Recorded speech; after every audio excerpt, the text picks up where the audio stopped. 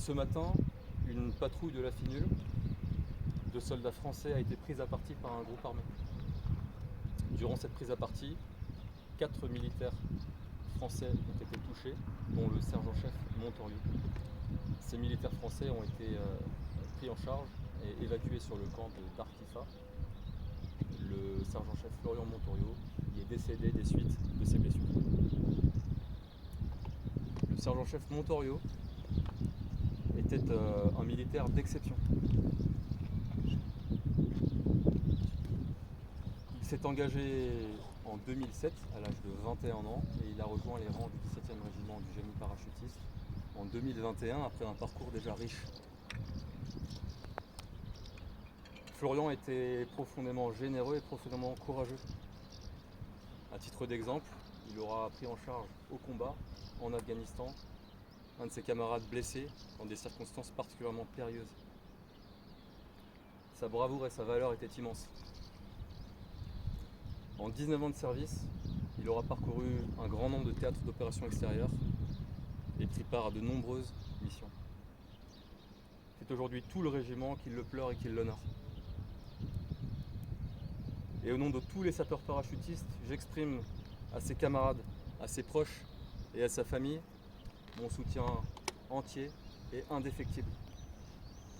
Je m'associe à la peine immense de sa famille, auprès duquel j'étais ce matin pour lui annoncer cette triste nouvelle, et qui pleure aujourd'hui un fils, un compagnon, un père. Nous lui rendrons hommage dans les prochains jours, lors d'une cérémonie d'hommage dont les modalités sont aujourd'hui à l'étude. Je vous remercie pour votre attention et je suis prêt à répondre à vos questions. Oui, je vous là pour France 3 Occitanie. Oui. Est-ce que vous pouvez nous en dire un petit peu plus sur cet homme?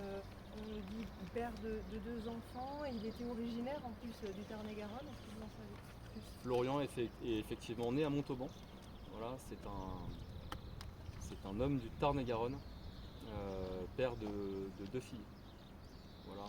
Et Marie et père aimé, fils également chéri par ses parents. Voilà. Dans quel état d'esprit était-il parti pour cette mission de Casque Bleu? Il était parti dans un état d'esprit qui le caractérisait très bien, c'est-à-dire la volonté de servir, la volonté d'être utile à son pays et aux populations locales. Il était parti comme un militaire, comme un para. C'était la dernière mission de sa carrière, a priori. Par la force des choses, c'est la dernière mission Non, de sa enfin, carrière. c'était prévu, Florian était effectivement au terme de son parcours militaire. Et d'ici à quelques mois, il était prévu de revenir à la vie civile. Quel était son âge? Florian a 40 ans. Florian a 40 ans. Et c'est donc un père, un fils et un compagnon dans la force de l'âge qui part beaucoup trop tôt. Les autres militaires blessés sont-ils de votre régiment? Alors, je ne communiquerai pas ni sur l'identité ni sur l'unité d'appartenance des blessés, pour des raisons évidentes que vous comprendrez. Ce que je peux vous dire, c'est qu'on est de tout cœur avec eux dans cette épreuve qu'ils traversent. Plus globalement, y a-t-il des militaires de ce régiment qui sont déployés également là-bas? Est-ce qu'il y en a d'autres? Le régiment a un peu moins de 200 militaires déployés, toutes opérations confondues au moment où on se parle. Pas sur ce terrain-là. Mais pas seulement au Liban. Déployés sur à peu près tous les théâtres d'opération extérieurs de l'armée de terre. Et vous intervenez régulièrement pour des missions de Casque Bleu?